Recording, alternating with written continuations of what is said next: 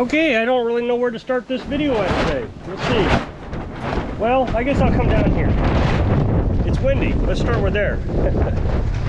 So, as I told you a while back that I want to prepare in case I die before Carolyn, that she has the ability to do whatever she wants to do. So, I told you that I was going to have a guy come out here and put a box in here to so she can hook up a 50 amp RV pigtail. Now I've showed you the pigtail. I guess I can walk over here and show it to you again. Well, give me a minute, I'll show it to you, that way I don't have to keep walking back and forth. So anyway, so we already had the breaker here, and so he put in a 50 amps worth of breaker here. So this is the main breaker, and you have this breaker, and then he's still got a little bit of things he wants to do. He's got to staple that down, and he wants to put some plugs in this. So, but for the most part, I think it's in ready to go. So that wasn't very expensive. It was a lot cheaper than I expected. Well, I'll just tell you the price. It was $150.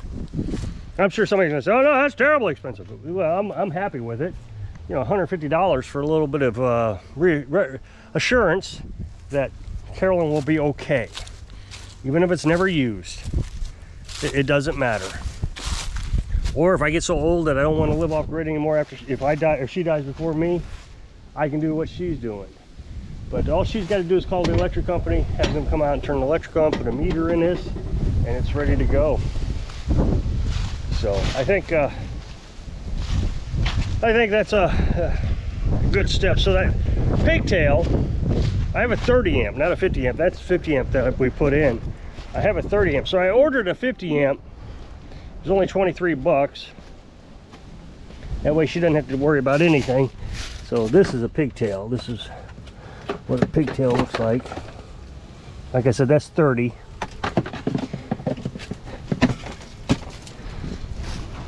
So then he brought his lawnmower over and said maybe we could do well, his wife calls it horse trading, and I mean, I'm okay with it, I guess, but I don't like being in debt to anybody. Since he already installed it, I didn't want, so I just gave him the money, because I was pretty sure whatever was wrong with this was going to be not near as much money, and it wasn't. It really didn't take long to find either. I was trying to find a fuse, because most lawnmowers have fuses, and I didn't see one. So I was pretty sure it was going to be up under here. And I realized, well, wait a minute, maybe it's not a fuse. And I just took a second thought and thought, well, maybe there's a breaker. Some of these mowers have breakers, and you might see, I don't know, right here, that's a breaker.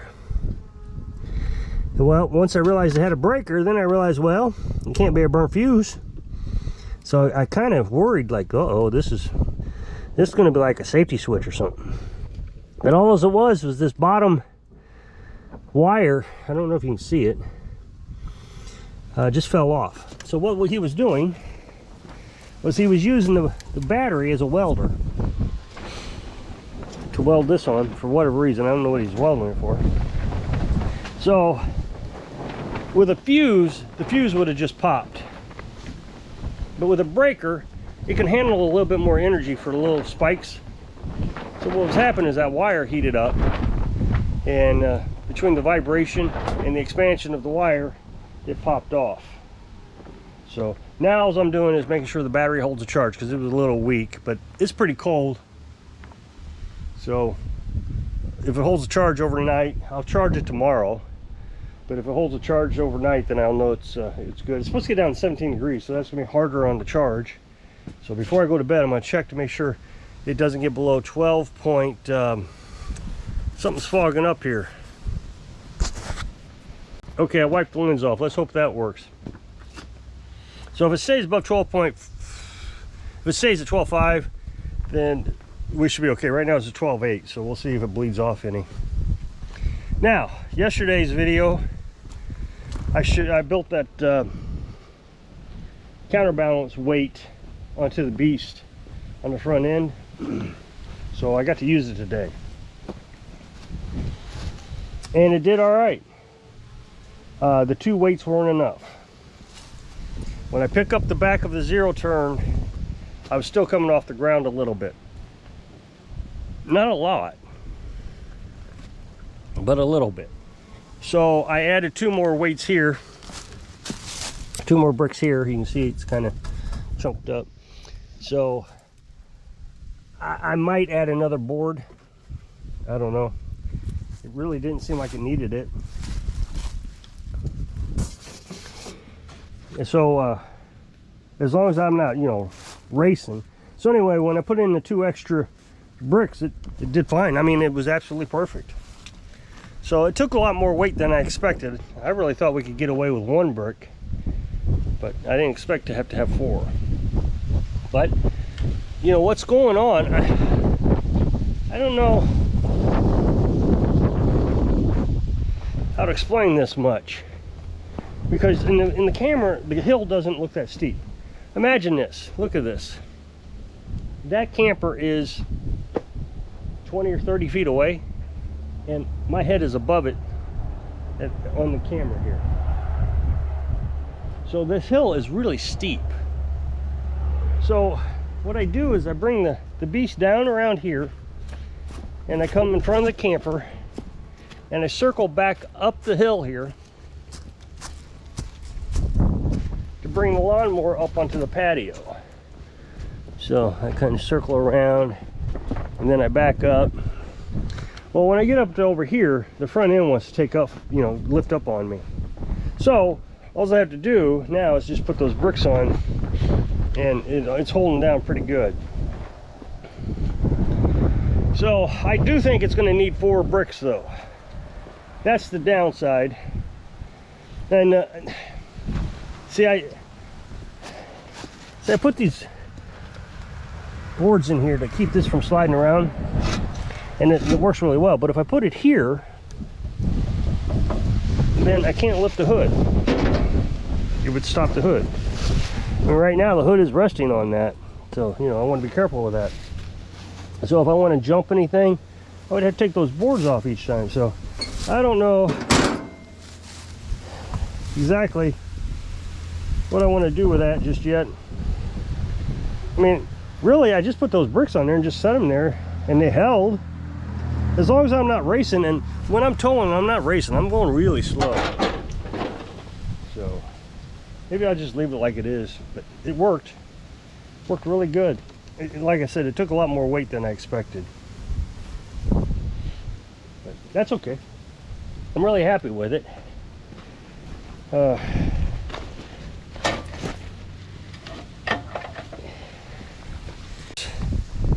So still waiting on this guy, and like I told you in previous videos, I'm just gonna keep messaging him every day, or every week, excuse me. We're right here on these 2, the snowblower and the push mower. Make sure we're not leaking any oil. And but I'll just wait until March, and then I'll call his son and see if his son wants to deal with it, or what the deal is. I'm really curious what he's welding though. That's he's got a weld here, and he did the same on this side.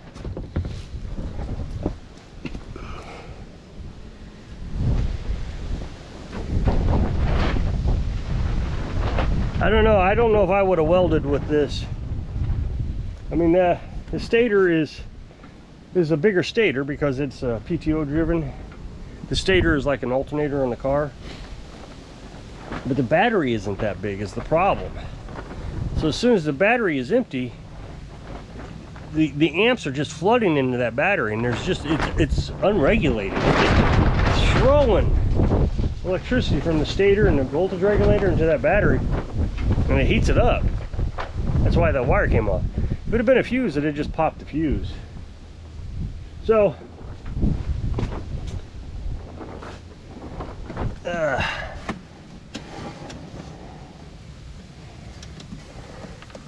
these are this older model, and on the PTOs, you have a little thing in the back where you can release the hydraulics, but on these old ones you had to screw these off, and I mean they put them in such a tight spot you can't get to them.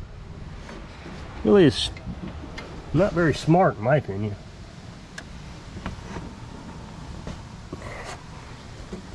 What else is going on? Carolyn's cooking a turkey. She does that. I mean, the turkeys are so cheap. Turkey and chicken legs. We go to Save a Lot. We just pick up a couple turkeys, and then she puts it in the pressure cooker. And then we got a meal for a couple days. And like I said, tonight's going to get cold, so we'll see how the water tank does. It's pretty cold now. You know what? Now I'm sitting here thinking about it. Maybe I should tarp up the water tank, since because the wind is blowing right into the tank, and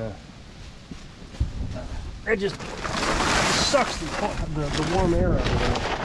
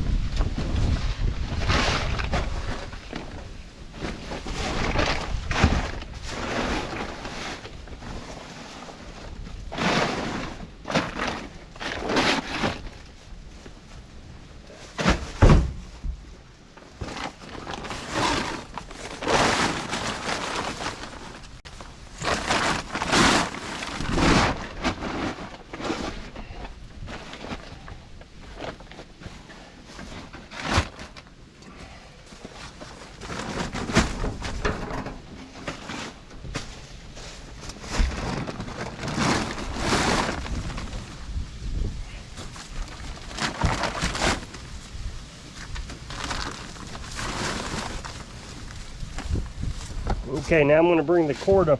I have a little heater in there, and if I have to get up in the middle of the night to start the generator so I can turn that heater on, I want to make sure that everything's ready to go.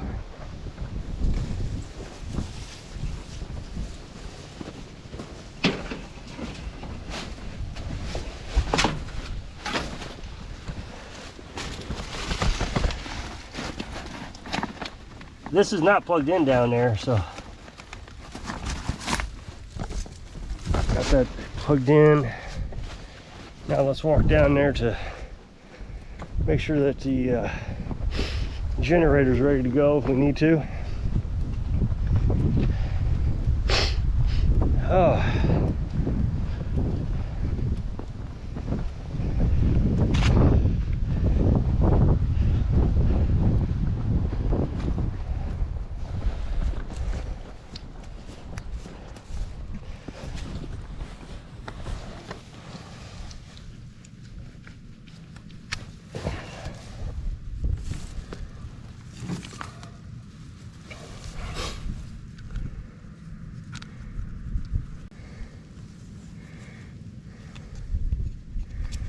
See, you don't want to fight at that at 2 o'clock in the morning. Now all I gotta do is plug that into it, the generator.